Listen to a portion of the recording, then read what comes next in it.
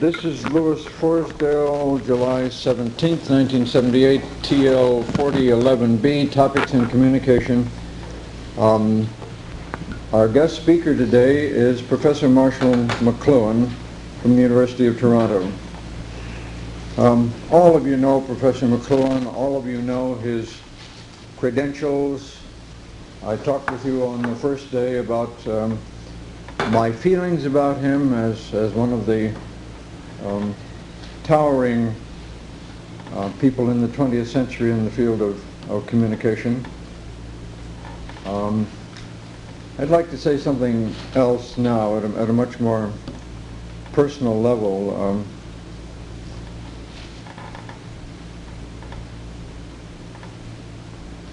I've known Marshall for 30 years now, it develops. We were talking about it last night. I invited him to come down to TC for a session which I described in our first period. And we have developed through the years a kind of a close, distant friendship in which we see each other once or twice a year and exchange letters and so forth. And I've come to regard him as not only one of the towering intellectual figures in the field of communication, but also as there's a side of him which I admire tremendously too, and that's a personal loyalty which I would like to express my appreciation for Marshall.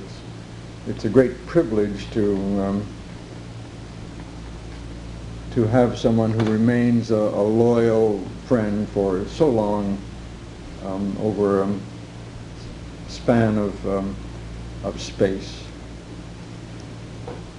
What I propose doing, since this friendship has got us kind of on the same wavelength, is engaging in it, at least in the beginning of the session, in a dialogue format, in which I'm going to pose some questions, generally as a devil's advocate because I know the answers, but pose the questions of the kind that I think would be interesting for the group to get involved with. At a certain point when we get going, give us a little while to get underway, then I would welcome you coming in, I always reserving the right to try to steer us back to what I think of as the course we might be taking because of inside information I have of where he's been and where he's going, I think. Okay, it's a Mutt and Jeff act that we sometimes do. Anybody remember Mutt and Jeff? Mit me, Mutt. This is one of the expressions in the old comic strip. Mutt and Jeff, a comic strip in which Mutt or Jeff is a short one, and Mutt and the other one is a lanky one. Well, let us begin our dialogue. Marshall, it seems to me that in looking back over your work, which is quite numerous indeed, 14, 15 books, 1,000 magazine articles, 1,000 speeches, the basic thrust of the thing has been, it seems to me, to invite our attention to the necessity of looking at the form of media and what the form of media does to our sensibility and to human arrangements, rather than attending only to content. Now, I toss that out to you as whether you think that is, as a beginning kind of, well, generalization. I wish I had time to eulogize my friend Lou, but he has invited us to plunge right in here. And so well, for example, why not use examples? When you're on the telephone, you don't have a body. You're a discarnate, disembodied intelligence. You have an image, acoustic, but no physical body. When you're on radio or TV, you have no physical body. What do you think the effect of not having a body is on the user of the telephone or the radio or television? The effect is always a hidden ground. It's never part of the figure. The thing you see is figure. The thing that affects you is ground. And that's what I mean by the medium is the message. The medium is hidden. The message is obvious. But the real effect comes from the hidden ground. Not from the content. Not from the figure. It comes from the ground, which is never noticed. Nobody in the history of the telephone has ever mentioned that on the telephone you do not have a physical body. There's a recent book by Ithiel de Sola somebody. Ithiel de Sola Pool. Pool. A ridiculous name. and a ridiculous book. Because it's called The Social Effect or Impact of the Telephone, and about which he knows nothing. I mean, a whole group of people formed this, or did this study on the social impact of the telephone. They didn't know what an effect was. By which I think you mean that they did studies of the number of people using telephones, the number of messages, what they used them for. What they used them for, which you feel is not They never at the noticed, deepest level of effect. They never noticed the effects at all. But they did notice the inputs. For example, they noticed the fact that the telephone was at first used for servants, intercom inside big homes. A new medium is always used at first for the old functions. This is true of the computer, it's true of the Xerox, it's true of the motor car. True of any medium whatever is used always at first for the old function. There's also an interesting example, as you yourself have pointed out, in the Gutenberg galaxy, which at one time you regarded as perhaps the best work you had done. Well, how do you feel about that, by the way? I'm parenthetical. I think it's still basic. The Gutenberg galaxy, Marshall McLuhan. The effects of printing. But one of the interesting things apropos of your observation that the new medium always does what the old medium was doing is that the first designers of type, designed handwriting to be put into mechanical form. Why not? It's a natural thing that I don't have it with me, but there's an advertisement for the Xerox, shows a couple of monks who are engaged in making manuscripts, and they're so delighted to have Xerox. It speeds up their work so much. It's been an ad on television in the United States, Marshall, I know. for some time. I've seen it, but this was in the New Yorker. I tore it out. But at first, any new medium is at first used for the old functions.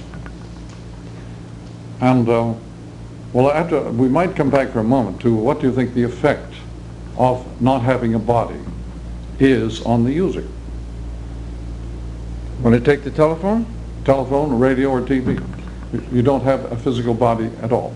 Okay, are you inviting in an open response? Oh, yeah. Okay, a hunch. In a sense, depersonalization. Yeah, complete. The observation is it would be depersonalization. It's, well, you are there, the sender is sent. By the way, on all electric media, the sender is sent. That is the message. You are the message. They send you. On the telephone, you are sent. And the person to whom you are speaking they are sent to you. The sender is sent. Also, as you say, you lose your identity. You're nobody. The person who is sent is nobody. Why is the person who writes somebody, has a greater sense of identification than the person who's talking on the telephone? Mm-hmm. Why? Hardware. Why? Hardware, paper and pen and ink, and courier sending this missive to another party somewhere else. You mean it's not a transient It's not instant. thing? Okay, it's not. The electric is always instantaneous. There's no delay. That's why you don't have a body. Instantaneous communication is minus the body. So that began with the telegraph. The telegraph also had that built-in dimension of the instantaneous, and it completely transformed news and information. The mere speed. It didn't matter what was written, the fact that it went at the speed of light transformed everything. It caused the Civil War. Hidden ground of the American Civil War was the telegraph. No historian knows this. Read a book by Kenneth Stamp called The Causes of the American Civil War, and you will find no mention of the telegraph anywhere. The telegraph is acoustic, not visual. At the speed of light, the ear comes into play. It's not the eye. Let me grab on to another point to be sure that we've gotten it. What you're saying is that with the telegraph, the telephone, that the major message is the speed of communication. Mm-hmm. And that very speed, as contrasted with writing a letter and sending it by horseback, or however we do it these days, it's a good deal slower than horseback. But the major message is the speed with which information is sent, and what that does to social relationships in the human psyche, regardless of the content of the message. Content couldn't matter less. This is increasingly true of news under TV conditions. The content is of no importance. It's all fantasy. At the speed of light, all hardware news is translated into fantasy. It's inner trip. However, that's taking quite a leap forward.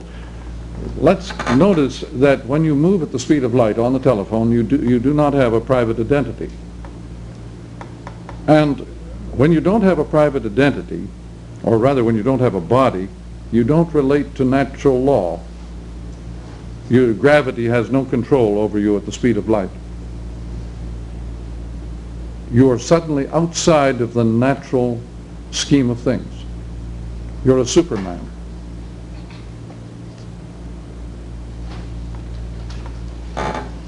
This does all sorts of things to the human psychology. Completely transforms people. It's a completely hidden ground. It has nothing to do with the content. What they say on the phone couldn't matter less. This transformation, complete transformation of the user, is never mentioned in all the literature on the telephone. Not a word about it. Because it's hidden. The effect of writing, I'll talk about that sometime today. The effect of printing, so Gutenberg Galaxy is mainly about the effect of printing, although it has a section on writing. The effects of these things have never been studied by, well, I could say anybody. Except you wouldn't exclude yourself. No, and no, I guess I could include myself. The Havelock, in his preface to Plato, has quite a bit to say about some of the transformations of the human psyche resulting from use of the phonetic alphabet. Eric Havelock. However, Havelock was a student of, or colleague of, Harold Innis at the U of T, University of Toronto. And Innis was the first man since the alphabet was instituted 2,500 years ago. Harold Innis was the first man to study the effects of the alphabet on people and politics.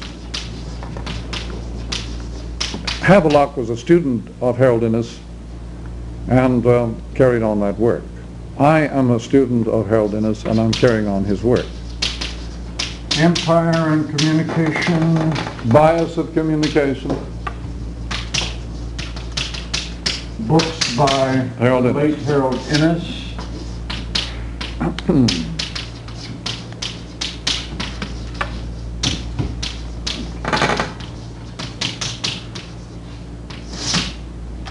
The effects, we'll talk in due time about the effects of writing, which are fantastic.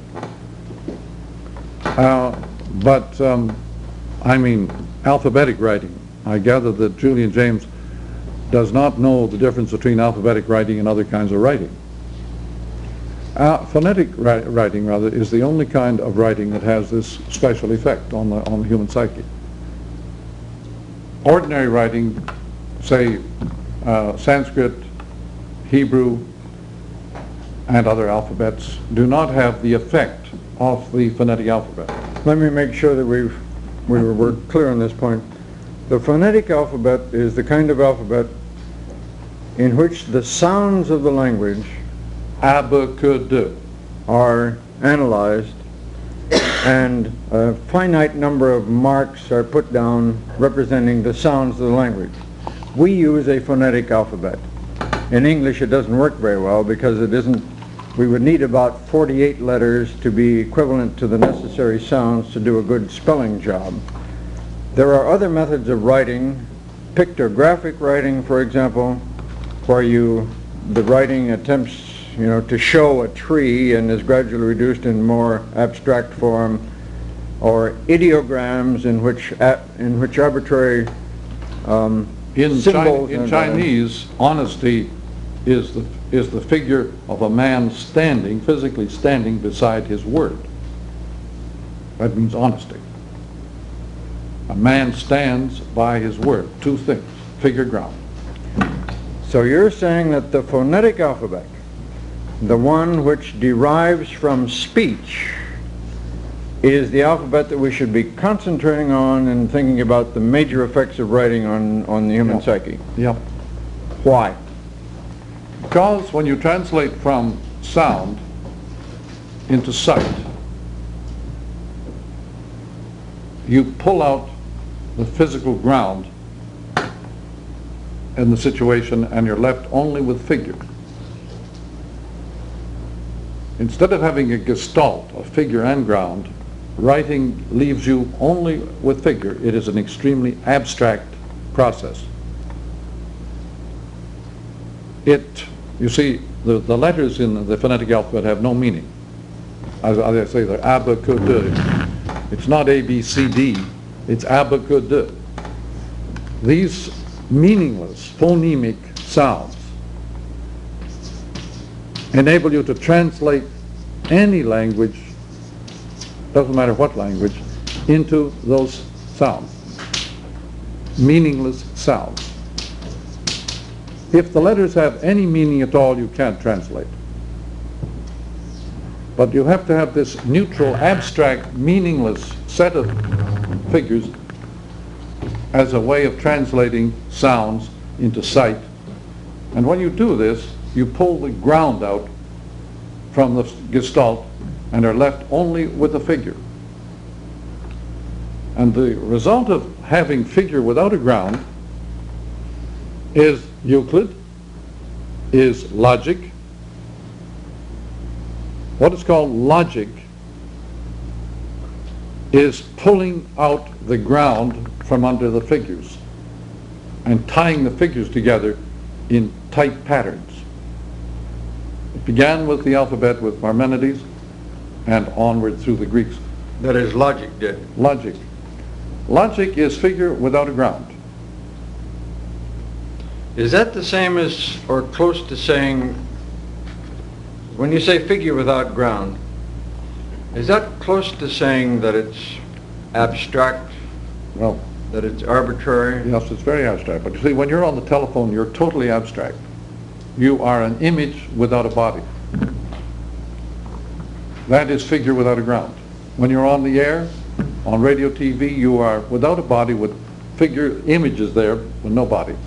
So in an oral culture, what you and I are doing here, Yeah.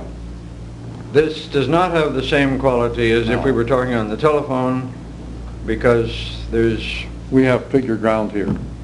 okay. And interplay is between figure and ground, which is called gestalt. Incidentally, apropos the hemispheres of the brain, the right hemisphere is the gestalt side of the brain, the figure ground side. The left hemisphere is the figure without ground, abstract. There is one side of the brain which is able to perform with non-gestalt, abstractly, figure minus ground. And that is called the rational side, ridiculously. It's merely the abstract side. The abstract side of the brain, the left hemisphere, is figure without ground. It is logical and lineal and connected. It has classification, places to put things. It has syntax, grammar, order, which is all figure without ground. The right hemisphere is all figure and ground and is called intuitive, is called simultaneous, or not called, but they've discovered that it has these characteristics of just by rule of thumb. Fortunately, the hemispheres are not a theory. They are empirically established by the most painstaking methods. But the right hemisphere is simultaneous. That is the electric side of the brain. Are you for or against the right or the left hemisphere? I'm for the underdog. And the right hemisphere is the underdog side of our world. The gifted child is a right hemisphere child. And there's no place for him in the school system. The school system is built only on the left hemisphere. Quantified, classified, graded, and so on.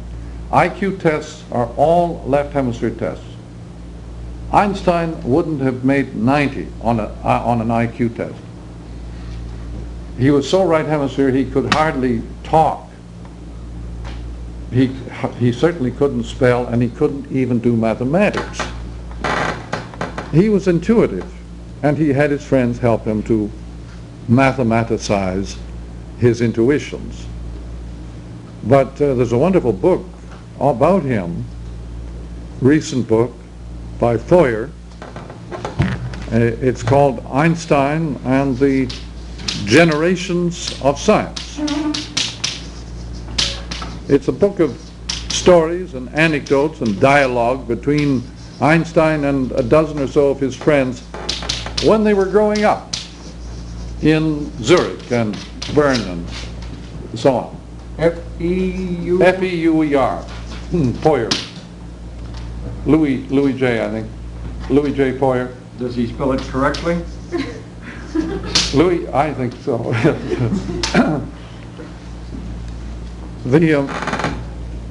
Anyway, the right hemisphere is the underdog side. Western man has not used it very much. It is the third world. It is the Orient. The Orient and the third world are 100% right hemisphere. That's why they're backward. That is, they can't forge ahead quantitatively the way the left hemisphere does. Are you using backward with a little bit of irony and... Oh yeah, why sure, because the gifted people are all very backward. But our school system has no place for gifted people. And the universities likewise, no place for gifted people. They don't fit into the courses. They don't fit into anything. Let's back up a little bit. You subscribe to the proposition that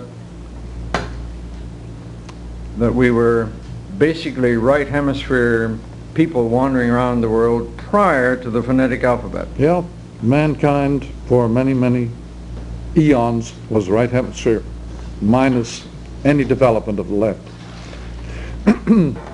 Heaven knows what, well, we do know how the left hemisphere did suddenly get activated. It was by Phoenician businessmen. They worked out this alphabetic code just out of sheer need for speed in their calculations and bookkeeping. And they passed it along to the Greeks. A fascinating story about how the Greeks happened to pick it up. It was not picked up by educated people and gradually transmitted to the hoi polloi. The Havelock has a new essay on the alphabet. It's in the New Literary History. He explains that the alphabet got going thanks to the, what do they call these? People who do inscriptions. Scribes. No, working in stone. And Stone scribes. yeah, working in wood and stone, these people would put names down and events, just as they do today. And they began to use this alphabet. It gradually moved upward into the educated area, but only after centuries. It was centuries before it actually became an educational factor in Greece. And so it had been around, say, from the 8th or 7th or 8th century, and it began to perform a little bit in the 6th, and then it had its big day in the 5th century, BC. But that's 2,500 years ago. It began to flower. Is there any contemporary information about, there is, of course, this is one of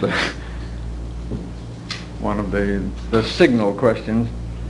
Any information about contemporaries at the time the alphabet was introduced and how they felt about it? Anybody like it, didn't like it? I hope you have a book down in the Columbia bookstore by Professor Ryle of Oxford.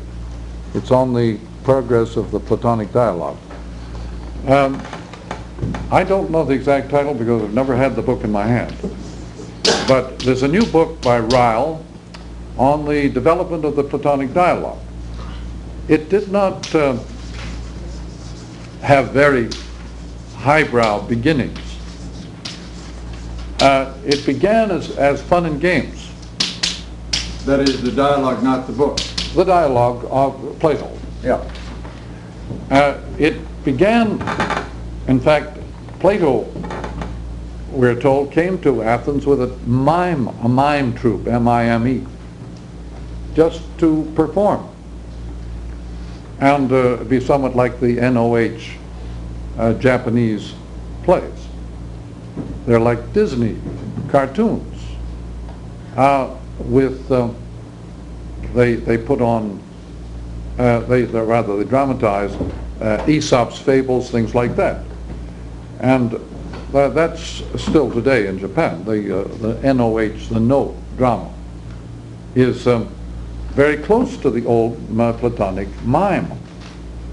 And the miming of the dialogues and so on began as fun and as a special art form. Nothing to do with philosophy. And it was just entertainment. But there's quite a bit about this in a book on Dostoevsky by Bakhtin. B-A-H-T-I-N. B-A-H-K-T-I-N. He's a Russian with this new book on the poetics of Dostoevsky. And this, now, Dostoevsky was entirely a right hemisphere man. And he too puts on these mimes, these carnival-like, Mardi Gras, crazy performances that were a traditional Byzantine form. Now, Byzantium you've heard of. Another name for it is Istanbul, where you've just been. And Byzantium has a big tie-in with Russia, and Russian origins are very close to these Byzantine origins, and Byzantium was Hellenic, not Roman. And so hence the Greek tie-in. Byzantium came out of the old Hellenic Eastern world, the world that eventually hung on to Aristotle. Remember, Avicenna and Averroes gave Aristotle finally to the West. Remember them well, yes. But Aristotle had been kept in this Eastern world through the centuries, and eventually about the 12th century, his text was given to the West from the Arab world. The Arabs kept Aristotle and used his philosophy before the West had him. So in the same way, Dostoevsky was using art forms that go way back into Byzantine times, Hellenic times, and are based on the Mardi Gras festival world of fun and games. And his Notes from Underground, or his Idiot, or whatnot, these are really parts of ancient and traditional entertainments. And one of the major forms of function for these entertainments was to put down the highbrows, to debunk, what do they call it? Used to call it on the radio programs, Eggheads? The programs that were devised against the eggheads. There's various titles, but the $64 question was one of them, in which stumping the experts, that sort of thing. Stumping the experts was a normal activity of these old fun and game shows from the Hellenic times. This is where the Platonic dialogues began. They began as a way of putting down the highbrow. Now, that gimmick of putting down the highbrow, debunking the pretentious, comes right along through European tradition, out of the Orient, out of Hellenic times, and finally gets to forms we are familiar with: Don Quixote, Rabelais, Sterne's Tristram Shandy.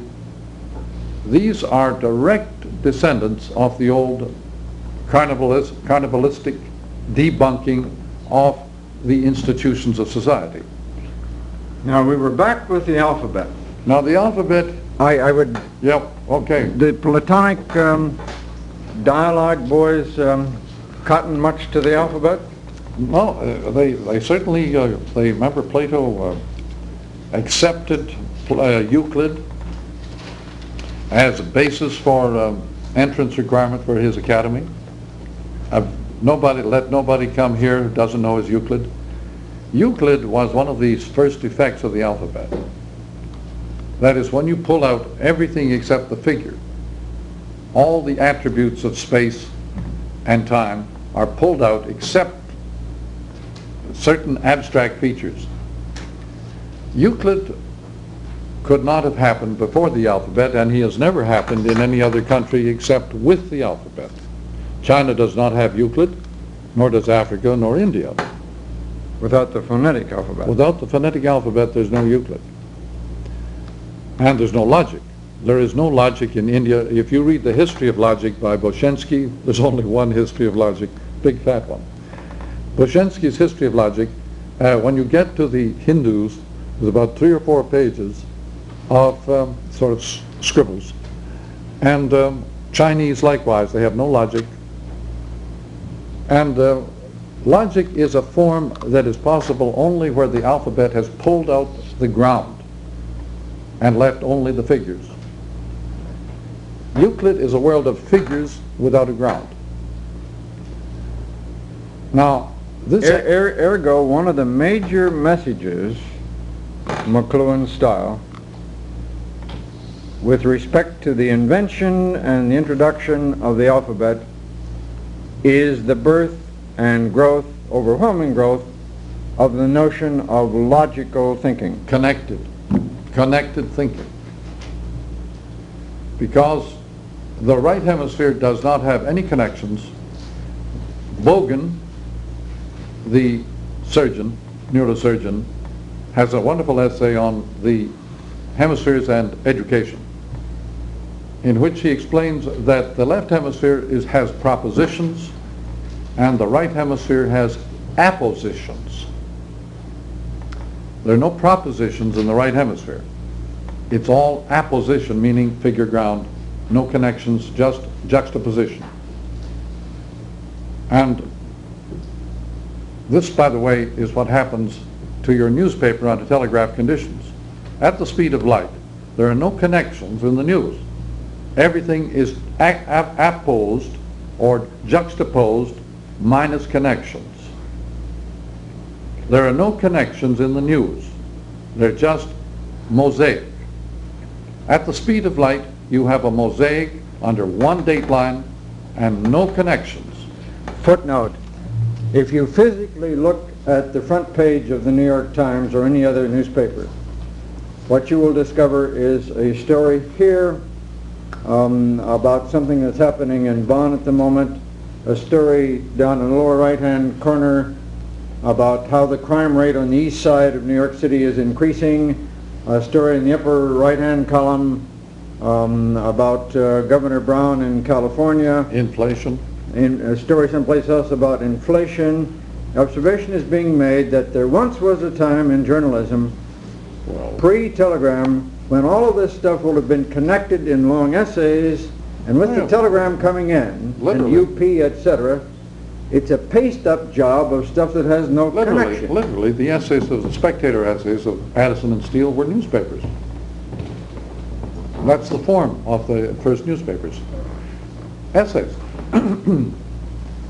But they were editorials. The news came later. But at the speed of, by the way, simultaneous, that's a right hemisphere thing, is acoustic,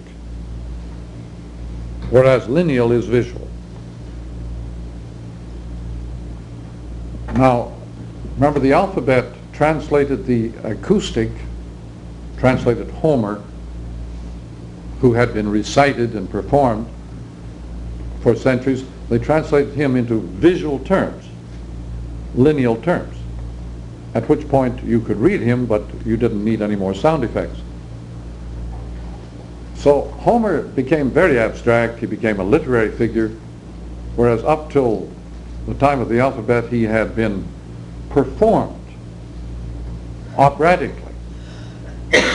And a gentleman in Greek times was a person who could perform Homer, who could sing him from one beginning to the end of the Iliad and the Odyssey. And by the way, it would be interesting to go into the nature of those poems, but they were very practical poems. They were pragmatic to the core. They had nothing fancy or literary about them. They were the day's logbook. And they were really down to earth. They were not intended for aesthetic effects. They were education. And Plato was against the education of Homer because it was all for the ear. So Plato became, he went to war with the poets, because they were performers, and he wanted logicians. So philosophy was born when you pulled out the acoustic thing and get instead the logical visual thing. Visual is being used in the sense here, literally meaning I look at A, B, C on the page rather than hear the sounds. It means lineal. Now, that's a point that is very, very basic. For again, it has not been studied by modern psychologists or any other psychologists, but visual space is the only space that is connected, is a continuum. Touch is totally discontinuous, acoustics are completely discontinuous, and so with all the other senses. The sense of sight alone is a continuum. And it was isolated or abstracted by the alphabet. The alphabet left sight and the connected spaces of sight in the saddle. It pulled out the other senses, left sight alone and supreme. That's the Greek world, in which sight is supreme. Sight is a connected continuum. It is uniform and static. Visual space is continuous, homogeneous, connected, and static. Wonder if we can sort of reduce those notions into some kind of example. By visual space, Yeah. you mean when I look out here at this group of people and you look out there, that's what you're talking about with visual space. John Locke has written an essay on human understanding. It's all about visual space. Because in his world of the 18th century, the only, Newton's world, Newton is a completely visual man. No, nothing acoustic in Newton. All visual, all connected, all uniform, all logically tied together. And by the way, you come electronic speeds, Newton was toppled. And non-Newtonian physics took over. Non-Euclidean geometries took over in about 1900. So visual man was obsolesced by electric speed. We are now living in a world in which the left hemisphere is obsolete. And the East is surging back into dominance. And our school systems are obsolesced. Nobody conspired. Nobody had any intention of this happening because they didn't understand what they were doing. Does anybody have any control over it? No, none at all. And no plans, no programs in sight. Just, full steam ahead. Damn the torpedoes. This is the left hemisphere talking. The right hemisphere would never say full steam ahead and damn the torpedoes. The right hemisphere is the hemisphere of the hunter, the man who studies the whole environment. It is ecological.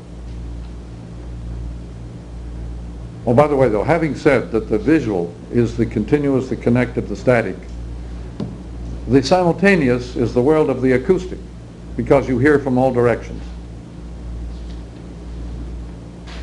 The right hemisphere is acoustic, musical. But acoustic space has peculiar properties, again ignored by the psychologists. Acoustic space is a sphere whose center is everywhere and whose margin is nowhere.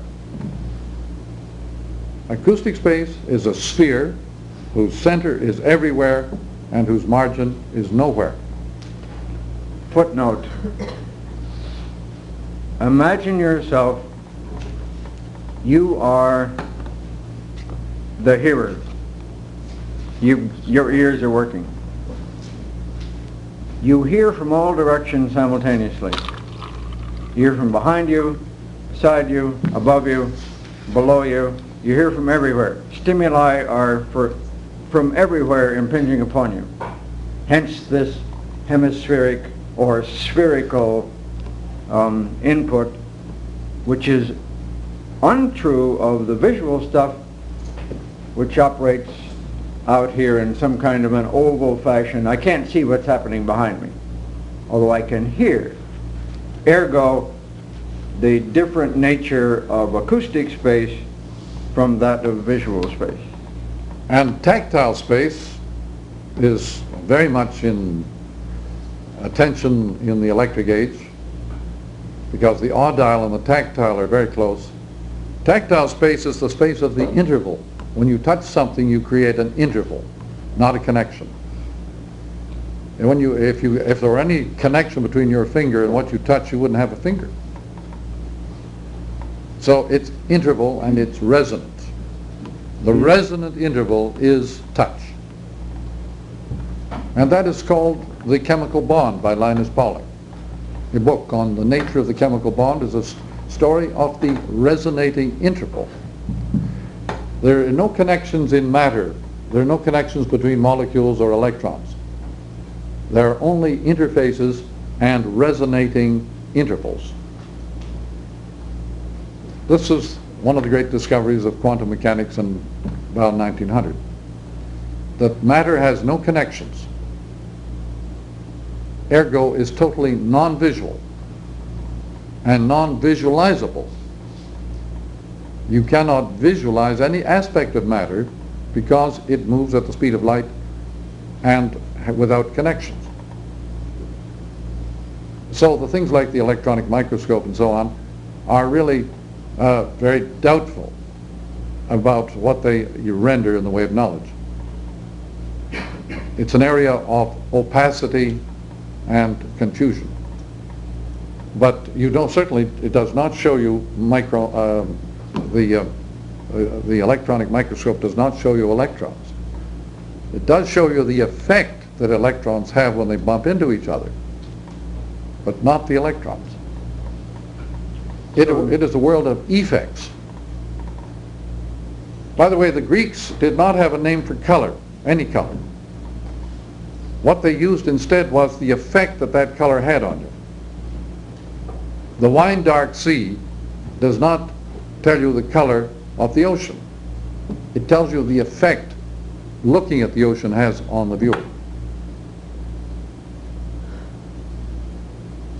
But that's merely effect. The world of effects is right hemisphere, and right hemisphere people do not use visual metaphors. The Chinese have no visual metaphors, and the pre-Socratics, you can read all about them in books today. Marilaudis has a big collection of essays about them, and you will look in vain for a single visual metaphor among the pre-Socratics. That means pre-phonetic alphabet. The moment alphabet came in, all the metaphors in philosophy became visual. The ideas of Plato are all visual. The archetypes are all visual. But up till the time of Plato, the ideas of the Heraclitus and Thales and so on are all non-visual.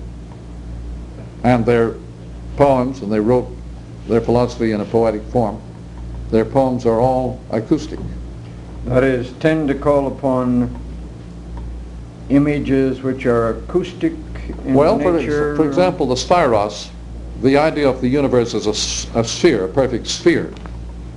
This is where Humpty Dumpty came from, by the way.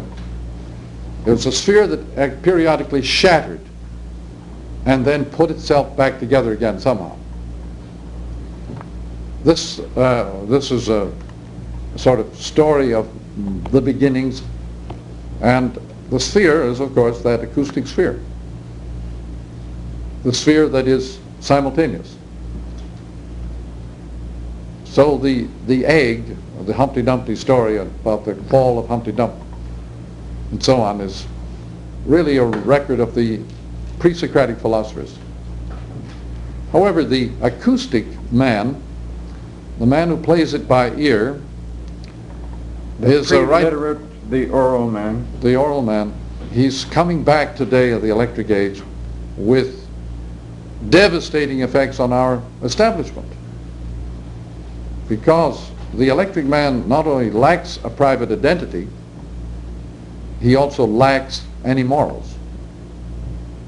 Because he has no relation to natural law. Not having a body, he has no relation to natural law and therefore no morals. No morals in the ordinary sense of the word anyway.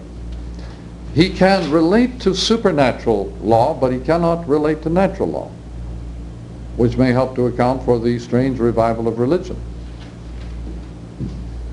Discarnate man, disembodied man, cannot relate to natural religion, but he can relate to supernatural religion. Is discarnate man, again, I go back to the notion that face to face here in this room, we are not discarnate. No.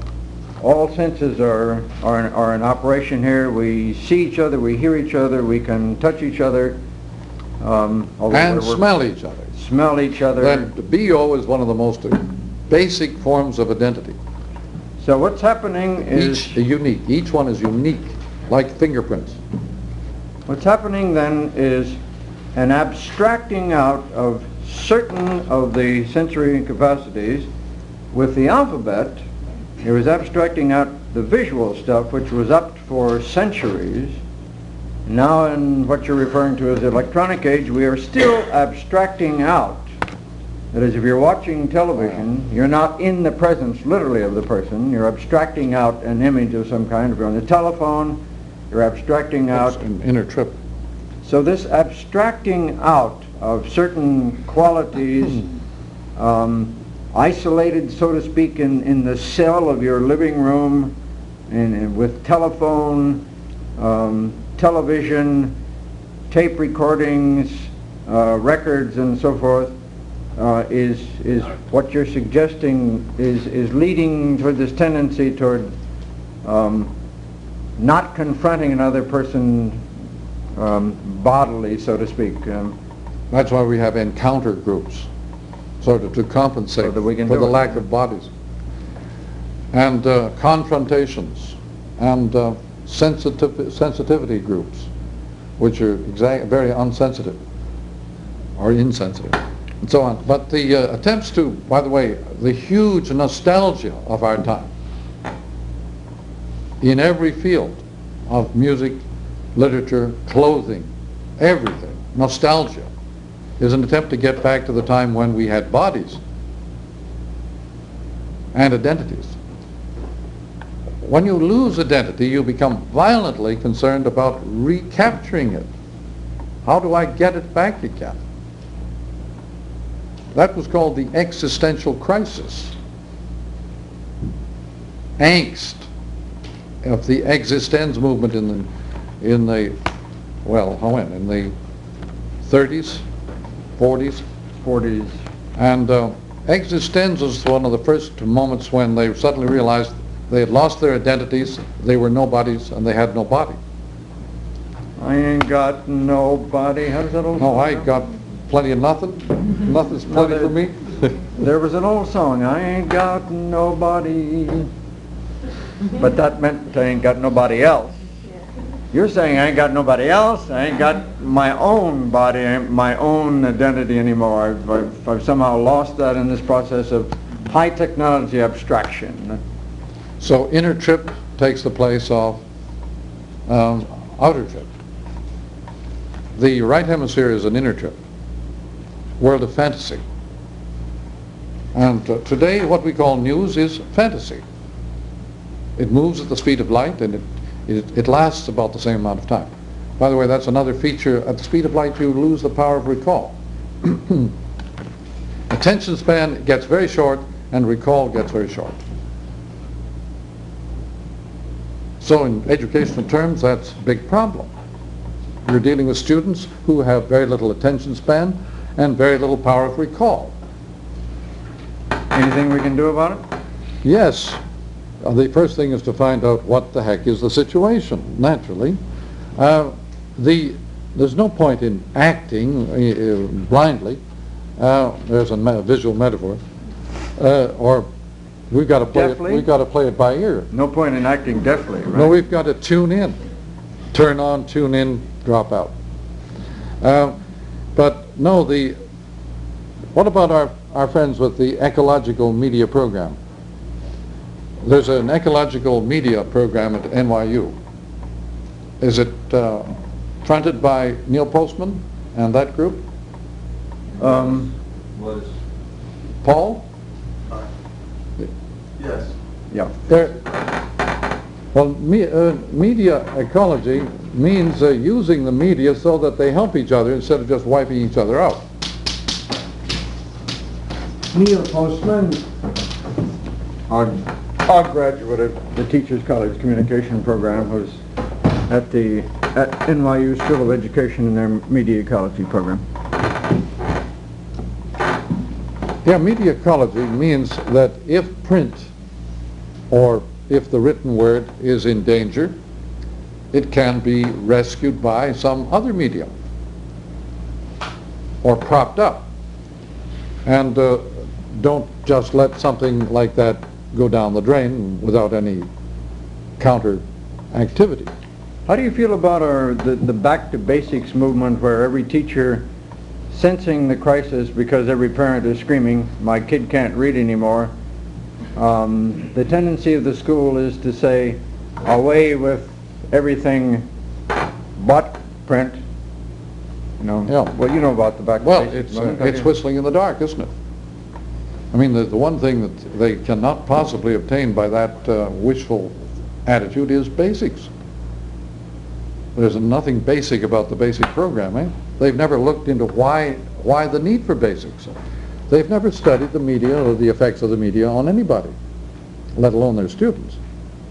So if you're dealing with a lot of discarnate kids who have spent many hours with the tube on inner trips, then the programs needed for such people are have yet to be devised. They haven't even been thought of.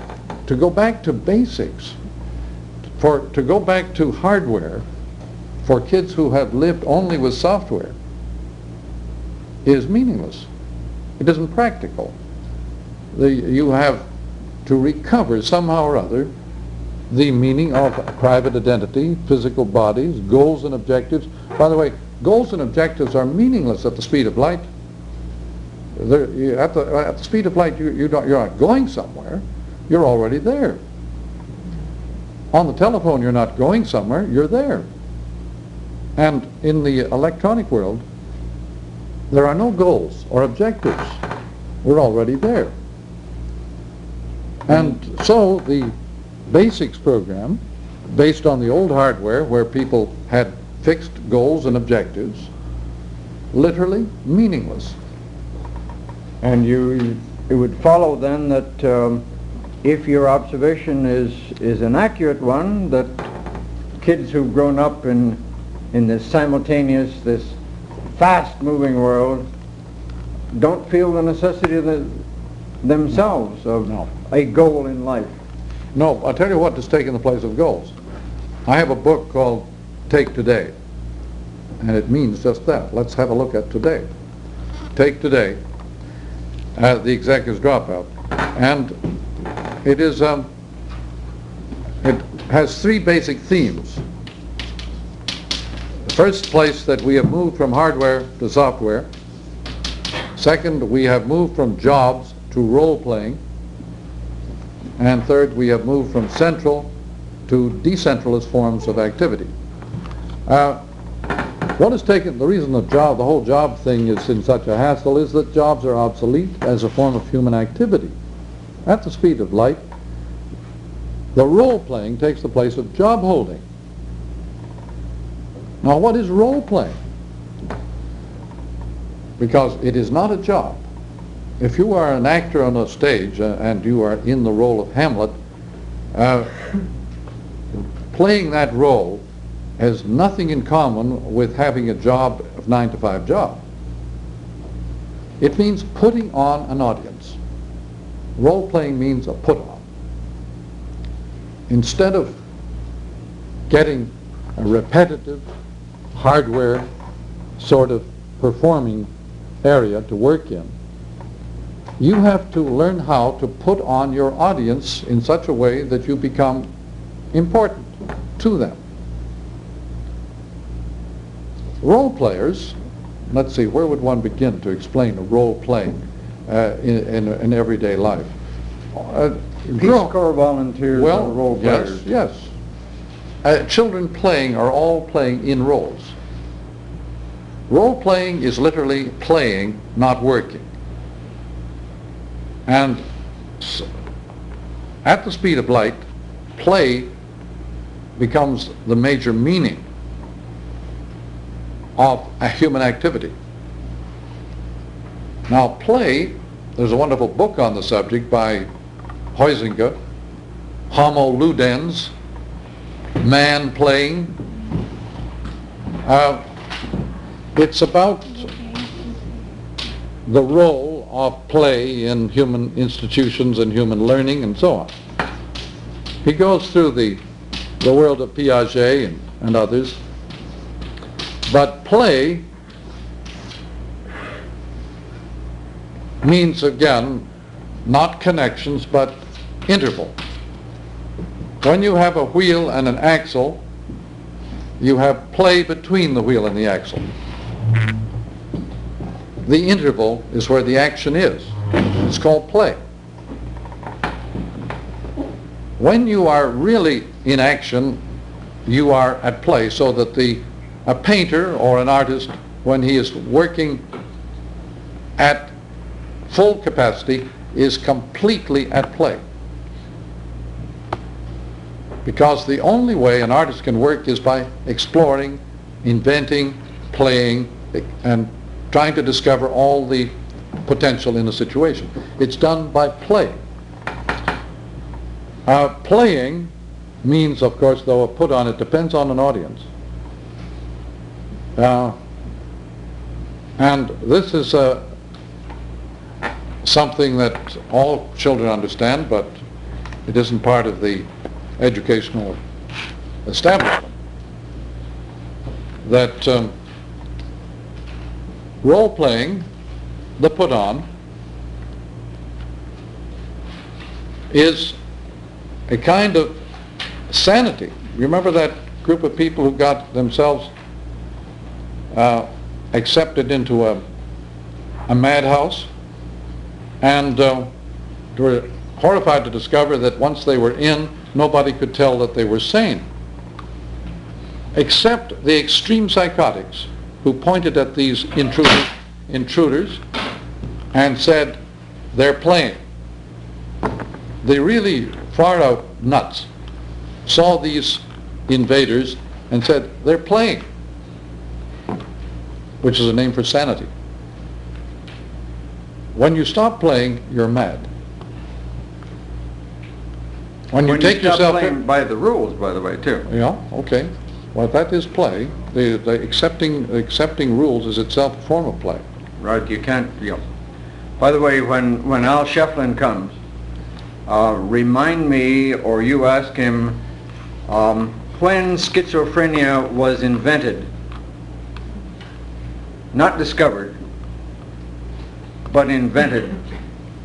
And he will tell historically, as a psychiatrist, when it was invented in France to serve a certain need, to fill certain buildings that had been left unoccupied because leprosy had suddenly gone into a decline. And schizophrenia was invented, so Al claims, at that time, to fill up the leprosarium. Isn't that also in the work of Michel Foucault? Could be. He has a history of medicine. Yes. In which he explains that the ship of fools was a ship that when it left the port, they'd race down and put all the nuts on just as it was leaving so that they could get rid of them. There was no place to put these mad people in those days, and so they put them on boats that were leaving for some other port.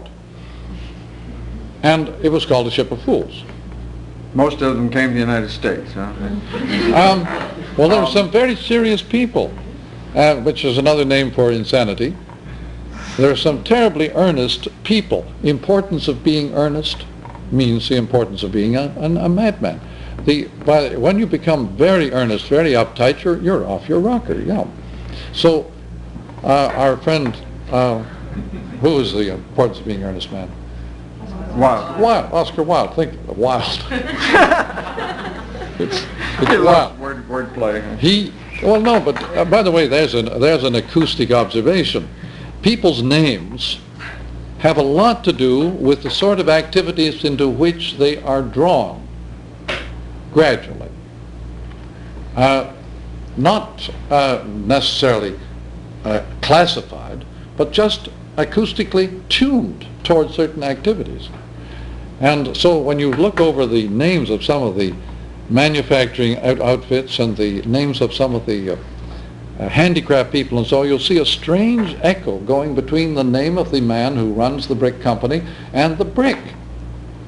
Here's a weird story. In St. Louis, there is a Prufrock brick company. Now, Mr. Elliott was born in St. Louis, and his daddy ran a brick company.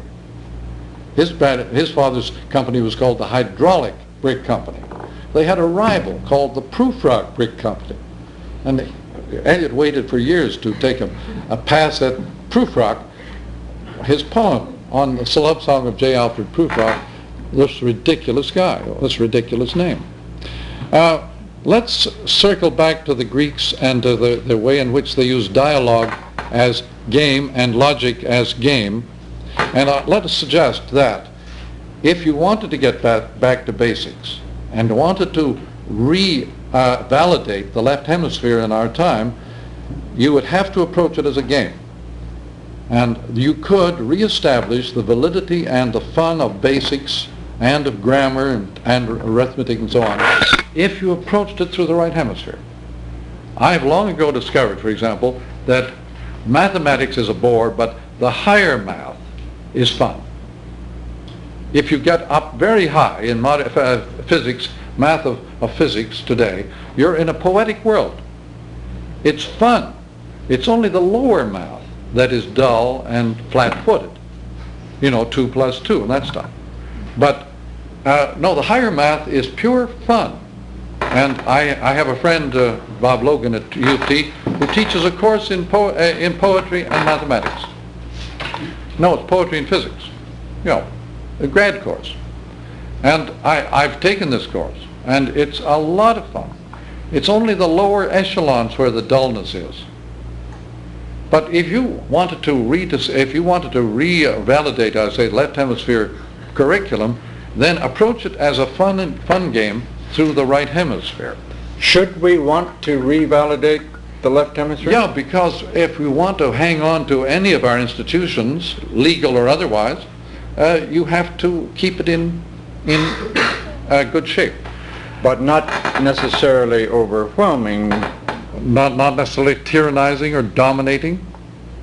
Now, you see, another factor about the two hemispheres. Again, there's so many that you can't remember them all unless one made just a list. One of the factors about the dominance of the hemisphere depends upon what is the ground under it. The left hemisphere became dominant when they invented this new ground of lineality, logic and courier systems and connected spaces. The military took over. Instead of an armed horde of Highland fighters, you've got suddenly phalanxes and lineal military structures, with the Greeks. Now, when you get a great big lineal structure going in the society, the left hemisphere goes up, up, up. Today, when you have a simultaneous electronic ground, the right hemisphere goes up, up, up. It's inflating. The right hemisphere is becoming dominant thanks to the new ground of electric information. It is not conspiratorial, it is not intended, and it could be controlled. It could be dimmed down. By balancing the media. not content, That's right. but the very presence of... By rationing the amount of time you are allowed to spend with those things. The French spend about 1/2 an hour a month with TV. They regard it as poison. They want to maintain their institutions. That is realism. Don't let the kids near the thing except as a very occasional treat. Otherwise, you're merely poisoning their psyches. And you're not talking about violence. Nothing to do with the program. Not talking about sex. Nothing to do with the program. Nothing to do with the program. I keep saying that because, you know, you got to dig that he's talking about the form of the thing and what that's doing to us. Shall we take a short break? Yeah. Yeah. 5 minutes. One of the things I like is that means beyond the left hemisphere, back into the right, by Fauché and Morrison. Okay, Professor McLuhan has in his hand a new book which he'd like to call to your attention. Made by Arthur Wellesley Fauché, who used to be here at Teachers College, and he retired recently. And it's called Beyond the Scientific, which means, again, flipping over into the right hemisphere and retaining the scientific. Publisher? It says SSEC is on the back, and I'll look inside what that means. Fauché used to be in the Department of Curriculum and Teaching at Teachers College. This, therefore, will be a book about the implications of hemisphere research on education specifically. Yep. It's a collection of learning. I don't know what SSEC stands for. Yeah, I got a thing through the mail. It's an obscure publisher, but it'll be at the Columbia Library, probably. If you want to look at it and find the publisher, do so not now, but after the class is out. Yeah. Let me ask you this. What are you up to today? Well, what's interesting you now? Well, I was mentioning just a moment ago that behind every joke is a grievance, and without the grievance there'd be no joke. So the hidden ground, the joke is the figure. Under the figure is a grievance. When the grievance peeps through the joke slightly, then you have fun. If it's just pure grievance, well, then there's no laughing. In French Canada at the present time, there's no jokes. It's getting grim. The grievances are too strong for any kind of humor. You can, though, cool situations systematically by pouring humor across them. And humor as a kind of cathartic or cure or therapy for grievance and misery is a very effective thing. But it's true of, let's sample anywhere. I have in front of me a whole book of one-liners. The first one I see is that the largest room in the world is the room for improvement. It's like that little pothole said at the big pothole, "You are holier than I." But by the way, the pothole itself, you see, suggests grievance. The pothole causes a lot of misery. And one of the most famous jokes in the history of the 20th century was the one about the better old. Old Bill is looking, no, he's down at the bottom of a great big bomb pit. World War I. World War I. And your friend is saying, "Hey, Bill, what are you doing down there?" And he says, "Well, if you know a better old, lead me to it." He's using it for protection. But the better old became a classic grievance joke. But you cannot have any kind of humor without a grievance. That is the gestalt, the figure ground. So when the grievances get so bad that there are no more jokes, then you're in trouble. But now, I mentioned this peeping through, the light coming through the situation. That is called, by the way, phenomenology. It took me a long time to discover. The phenomenologists managed to cover their tracks pretty well. They like to make out that they're a very serious bunch, hard-headed, logical people. The Heideggers and the Husserls and so on. All they're telling you, and this has been for ever since Hegel and his phenomenological stuff, ever since Hegel, all they have been telling you is this, that behind every situation there's another situation that peeps through. And that peeping through is phenomenology. And I call it simply the medium is the message, or the figure in the ground. The ground comes through the figure, or the figure comes through the ground. It can be both ways. But it's that process of light through that is phenomenology. Now, when you think of the thousands of books that have been written without even getting close to saying that, why are they motivated to conceal their credentials? I've discovered this in most of the highbrow activities of our world. The jealous guarding of the sacred territory, the specialty. But there is no specialty that is not quite easily understood in quite simple terms. If you know enough, you can translate it into very simple terms.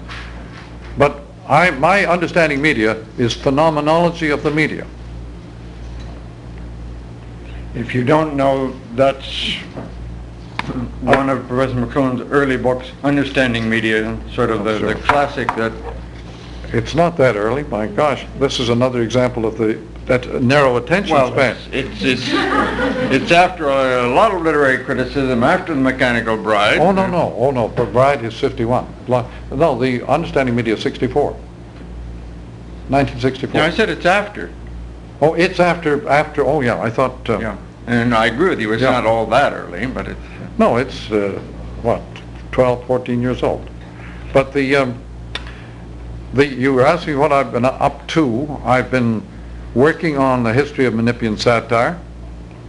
On the history of who? Menippean. That is, I mentioned it earlier apropos the Dostoevsky book, Bakhtin. Menippean satire includes Lucian, the dialogues of Lucian. It includes the Petronius, the world of funny stories, including the 1001 Nights. These are all Menippean satires, and they come on down through the Boccaccio's Decameron. They come down through our Western world in various forms, including Don Quixote I mentioned. The world of, well, it's like the Marx Brothers. It's a world of crazy adventures and debunking serious things and serious people. Erasmus's Praise and Folly, Rabelais' Gargantua. These are Menippean satires that are debunking serious people and pretension. They're put-ons. And what interests you in that? I'm working on Tristram Shandy. Why? With Eric. My son Eric is doing a doctorate on Tristram Shandy and Menippean satire in Tristram Shandy. Aside from fatherly affection, no interest. You know, what's it got to do with... Well, it has a lot to do with my own dissertation, which was on the history of the trivium. I'm also revamping my history of the trivium for publication, and the trivium is grammar, logic, rhetoric, talking about basics, and grammar, by the way, is one of the ground things that gets pulled out of by the logicians. Always pull out the grammar ground and throw it away. Grammatica, by the way, means reading the book of nature,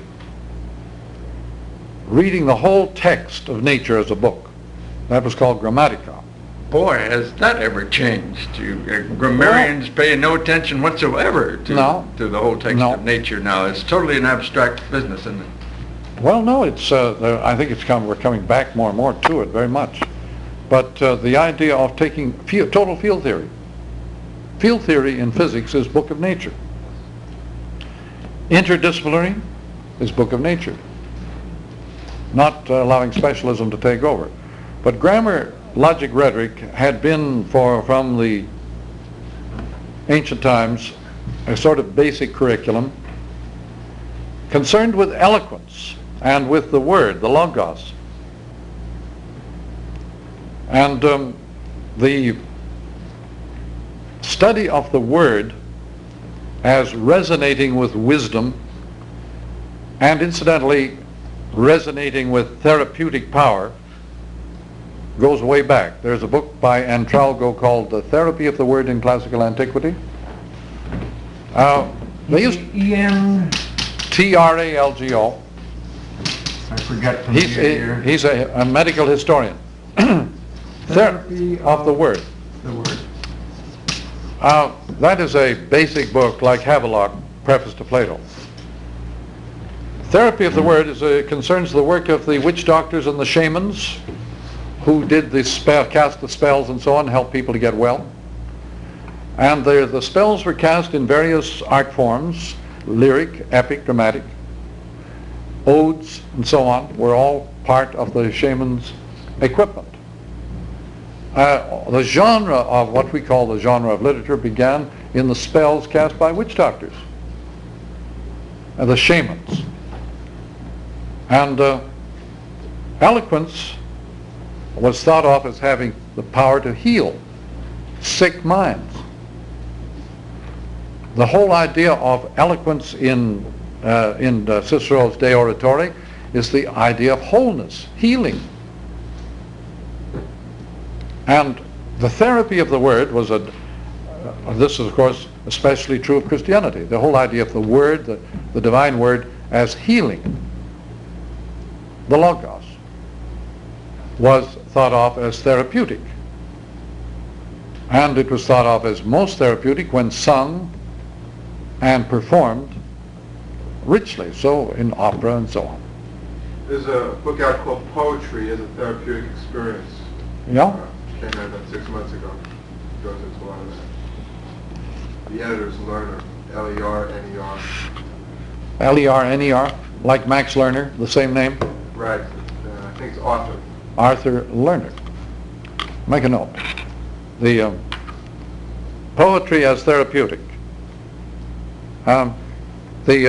Ezra Pound had a phrase, is the poets are the antennae of the race. Meaning they pick up the messages first. They are the means of orientation in a crazy world. They can tune you in on situations by adjusting their rhythms. And perform absolutely necessary functions for the society. They anticipate then, for example, the forms which lie ahead, Poetry. the structures, the interconnections, and if you're sensitive to what the artist is doing and can dig it, you've got a leg up on finding out where we may be or be going. Yes, the painter or the poet should be able to give you at least a 30 years warning on where you are headed, because they pick up the messages that much earlier, at least a generation before the establishment or the bureaucracy. Menninger has got a thesis that there's another group that has almost equal sensitivity in a culture, and it's what we normally refer to as neurotics. Mm-hmm. That is, that neurotic styles change. In Freud's time, the great neurosis was hysterical conversion, in which you suddenly went lame, and then you got on the couch and learned that your father when you're 3 years old, did X, Y, Z, and Freud says get up and walk. That's known as hysterical conversion, when now numerically one of the major neurotic problems is impotence. That is both physical and psychic. I can't do nothing about it. I've got no control. I've got no control over the situation, and fits in beautifully what you're talking about. Typically, the Greek, who was not Celsus, who was the Greek medical man, the big Galen. He was a mechanist. Whereas most of the world, especially the Hellenic and Semitic world, saw the sick person as sinful, as suffering from sin. The Semitic idea of disease was sin, and the Galen or Greek idea was mechanism. Modern medicine is still mechanical, one cure for one disease.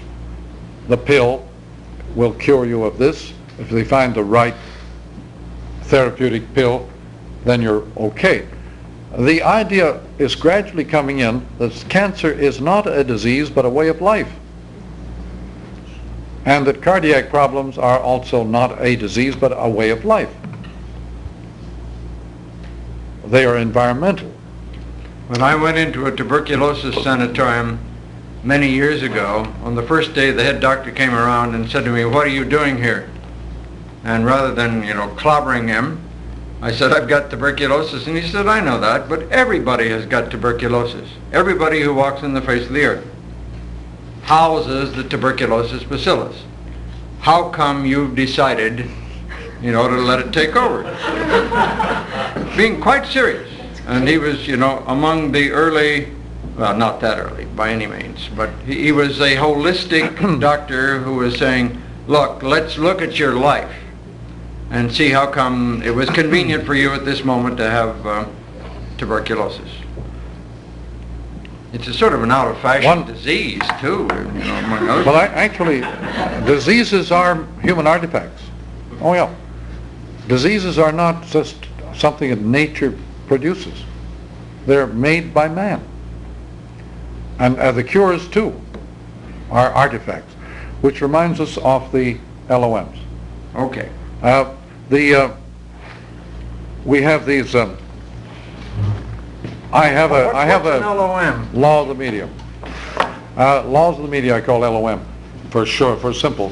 But I have this book sort of ready to appear, and I think I'll call it the Phenomenology of the Medium. But it's called Laws of the Media at the present time. And I have some samples here. And I think you'll find that they do help to bring together something we've been talking about this morning. All of my laws of the media are right hemisphere. Radio? All of them. It doesn't matter which one. Okay. So give us the background of what this crazy adventure is all about. I simply was talking or making notes one day, and I came across this phrase of Karl Popper that a scientific hypothesis is one that can be disproved. If it's science, it can be disproved. Not proved, but disproved. And for some reason or other, this prompted me to set down at that very moment a hypothesis about money. If money can be hypothesized, then you could put it down in a simple form. So I simply said, A, money enhances or speeds up exchange. B, money obsolesces barter. C, money brings back something that had been pushed out earlier. It brings back potlatch. Potlatch was an old form of conspicuous consumption among native peoples. Kwakiutl Indians and still use it in British Columbia. It was a way of showing off and also a way of inspiring further production. But then, having got ABC, I decided that if you push anything far enough, it's going to flip into the opposite form. You push money far enough and it becomes credit, which is not money. Credit has its completely different set of laws. But anyway, I hear using these four, I've approached every kind of human artifact I can think of. And by artifacts I mean words, pencils, safety pins, bulldozers, anything man-made, disease. I was gratified recently when Dr. McCullough of our Cancer Institute in Toronto took hold of these tetrads and applied them to some of his own work and found to his amazement that they saved him a lot of time by predicting certain events that would occur if they were used. He was talking about therapy, but I don't know if I have I don't think I have that one here, but What they've got in front of them is radio, Marshall. a radio at the moment, eh? Now, what does it enhance? I've forgotten what we assigned to radio as a beginning. Oh, here it is. It enhances access to the entire planet, to everybody.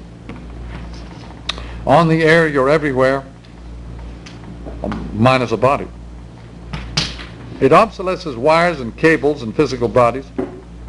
It retrieves tribal ecological environments, which in turn have traumatic and paranoid effects. But it reverses into the global village theater, Orson Welles' Invasion, where there are no spectators, only actors. Let's go through that slowly to be sure that we got the steps. You know, you can, when the first one is crucial, of course, because you decide at that point what the figure ground is going to be. Radio, of course, is figure in the hardware sense, but then you ask, what does it do? It enhances access to the entire planet. First basic message then of the medium is access to entire planet. Then you hypothesize that radio, as will all other media, move to a second stage in which something is obsolete. By the way, they are simultaneous, they're not sequential. Okay. But it's handy to use sequence. But these four aspects are simultaneous in every case. And they also form a metaphor. They are a four-part metaphor. A is to B as C is to D. They are in ratio.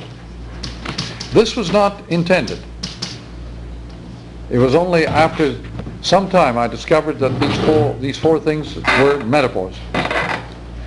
And by the way, this right hemisphere thing is called metaphoric as opposed to scientific. The quantified, measurable left hemisphere is called scientific because it is quantifiable, whereas the other one is called metaphoric because you can't quantify it.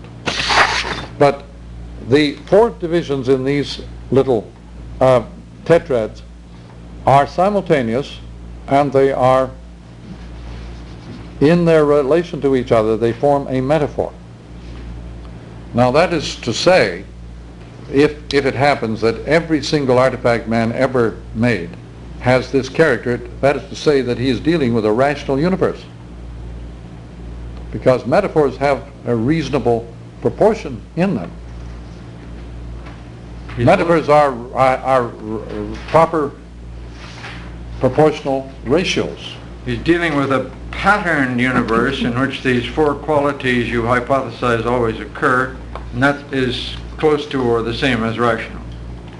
Yeah. Pattern? Yes, they are rational, not in the logical sense, but in the analogical sense. 4 parts are analogy, and 3 parts are logic. Logic has a 3-part structure. Metaphor has a 4-part structure. 3-part structures are like simile, synecdoche, metonymy. These are 3 parts. Metaphors are 4 parts. They're not logical. They're analogical. But analogy, if these 4 are in every single artifact of man, and I have yet to find one where they do not have that form, it means that we're living in a reasonable universe, and that our relation to it is rational, so that the things we make are things for which we are responsible. They have a reason and a rationale. Do you find any difficulty with the 4 in this particular case? Let's go through them. First thing radio does is give everybody access to the entire planet. Okay, that seems reasonably obvious, doesn't it? Second thing it does, by its very nature, is obsolesce wires and cables and the presence of the physical body vis-a-vis another physical body. You can be geographically and physically removed. Obsolesces that. The key is that every medium enhances, obsolesces, retrieves, and reverses. What it retrieves, that is to say brings back, is a kind of tribal, simultaneous, ecological environment. Everybody knows everybody's business around the world, and therefore it retrieves that. That is electric dimension, but ecologically, the primitive man was terribly sensitive about the environment, because his whole being depended upon the environment. He didn't just grow wheat or corn or some particular crop. He depended on the entire environment for his food. And so he was very sensitive to any defects, any upset of balance in that environment. And he, had all these magical dances and things to keep it in good order. You, I suspect, would regard it as less than coincidental that the rise of the electric media, of which radio is a prime example, have brought us back once again to thinking about the natural environment as well as this environment that we're living in. Yeah. Because we sure as hell have come back with rocket speed to thinking about what's happening to the natural environment. I think you can date that moment from Sputnik, 1957, October 1957, when Sputnik went around the planet and put the planet inside a man-made environment. The planet became an art form. When enclosed, you see, it's like a frame in a picture. When enclosed, the planet ceased to be nature, became a human art form, for which we are now completely responsible. Let me tell a story that you don't remember, Marshall, but when Sputnik went up, when was it? 57. We were editing around here a little newspaper which I was in charge of. And I wrote to a number of people and said, what do you think the Sputnik going up means in the long run? And I wrote a letter to Marshall. And he wrote back, I'm sure you don't remember this, saying, it's obvious. It will result in an intense driving of attention earthward to the planet on which we live. Totally unexpected, sort of thing that nobody else was saying that. But indeed, that's what he just finished saying now, and what I want to say is that he didn't make that up now. When Sputnik went up, he said, sure, the result will be intense consideration of spaceship Earth. Apropos that, I've never done a tetrad on moonshot. What did the moonshot or moon landing do to us? What did it enhance?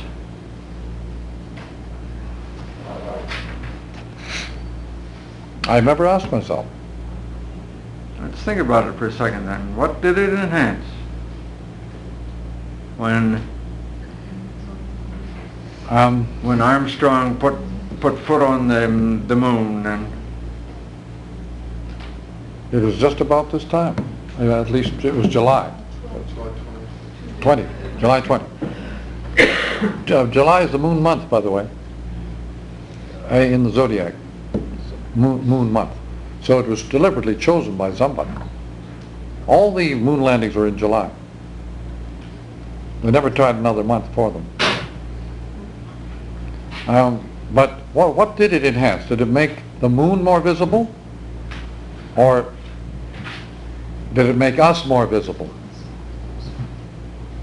I think there must be certain stages, for example, in history, there were certain points such as the discovery of gunpowder, etc., that marked very radical departures from the normal social histories of various peoples. Now, for example, with certain giant steps that humanity has taken either by accident or through conscious planning or discovery, conscious design. I think that today, because the biggest problem we face is one of science and technology and our lack of ability to control science, for example, atomic weapons, being the prime and most important problem we have to deal with in this century. By the way, the left hemisphere man is unable to control environments. Right hemisphere, no problem. But the left hemisphere man has a goal, he drives quantitatively, he's going to use up every bit of gasoline on this planet. He's going to use up the whole atmosphere, he's going to use up everything. That's left hemisphere. okay, so we are in one of those moments of leaps forward. The question is, what has that done to the human psyche on Earth? When Neil Armstrong stepped down with that giant step forward, what did it enhance? Did it enhance the human ego? Was it a great triumph for man? It only depends if you're an optimist or a pessimist. Pardon? It only depends if you're an optimist or a pessimist. If you're optimistic, Yeah. you can see, well, we've just gained more mobility, the sky's the limit, we can go More power. More power. Power. If you're pessimistic, you can see ourselves even smaller. And we realize how large the universe Well, is, and we're not the center. Let's ask ourselves, what happened to the men who did it? Aldrin and Shepard, Collins. Armstrong. What happened to them? They had the experience, and they also had the experience of studying the Earth from out there. It had a strange effect on them. If it had a big effect on them, it must have had one also on us, less obvious. They are figures and we are the ground, you see, in every sense. By the way, wonderful New Yorker joke. His guy says, I've been through most of the places on this galaxy, and Earth makes the best popcorn. Russell Schweikart, one of the astronauts, talks very eloquently about what it did to him when on a spacewalk, when he went extravehicular, and he put up his thumb to his eye, looking down toward Earth, and he could blot it out, just like that.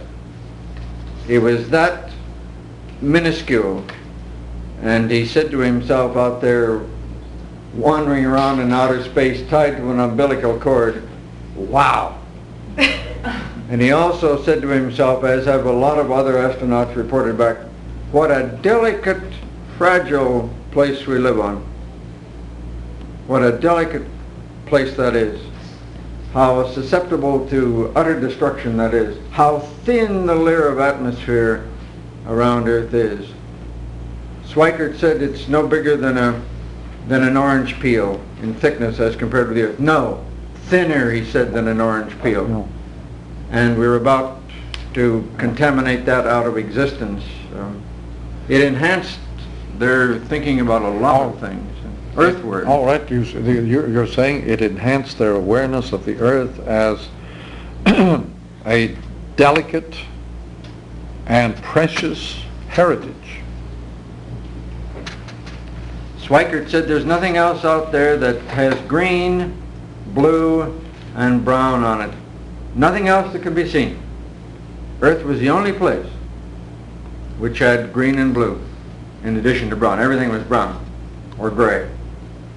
He also said, by the way, if you were from outer space, what would you point for if you were landing and didn't know, what green, blue, and brown meant, just as an aside joke. The Russians have pointed, by the way, toward the brown landing spots, or the white landing spots. We've pointed toward the blue landing spots, for whatever that's worth. Well, it's rather significant. I'm not sure just why. Yes. But if it is a preference, it would have certainly a lot of significance. Well, look, if it enhanced our sense, if the moonshot enhanced, now of course we're talking now about their point of view, the moonwalkers. If it enhanced their sense of the precious heritage of Earth, or the delicate and fragile character of this place, what did it do to us? Was that awareness repeated in us?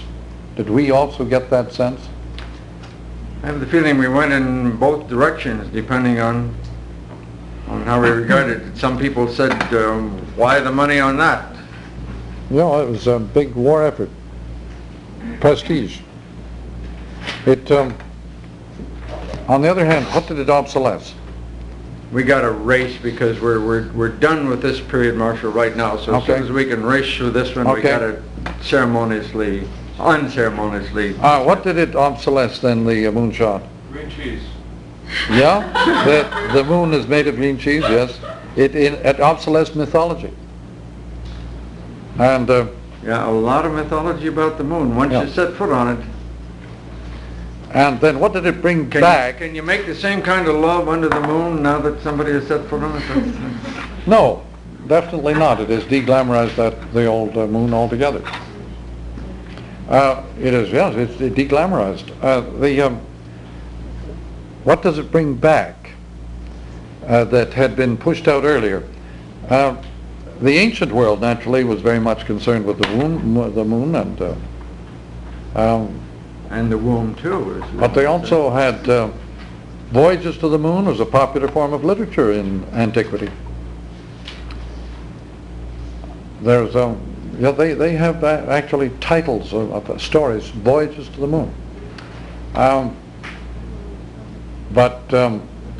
I suppose you could say it retrieved the fictional reality. Voyages to the moon. It translated the fiction into a reality. It also retrieved, one would have to go back and do this pretty systematically, pretty left hemisphered, but it also retrieved a forgotten feeling about the Earth. Oh yeah. As we're now headlong looking at what's happening around us here. It's precious and it's ecological, yeah. The sense that it's in a state of balance that has to be carefully protected. And could easily be not knocked out. But we experienced it through media. Yes, so that your awareness of the moonshot was mainly through... Then remember how after the first one or so people lost interest? There's a film which suggests the whole thing was done in the studio. Yeah. Capricorn 1, yeah. Okay, then A new American film that says it never happened. All right, you've just reached point D in the tetrad. What does it flip into when pushed all the way? Just fiction. Phony. Do we really believe it? What does it mean? People cease to take it seriously. But you can play with the tetrads. You can't. They don't belong in a rigid form. But for example, remember high rise as a. Is it sitting here handy? High rise is here, yes. As a tetrad, I think it's a handy one. And there's some others as you go High out. rise enhances privacy. It obsolesces community. It retrieves catacomb. Apartment is not a home. It refers us into slum. Instant slum. Because in a crisis, the high-rise dwellers form a community at once. But the enhances privacy is extreme form of privacy. Obsolesces community, people are so private they don't want to ever get acquainted.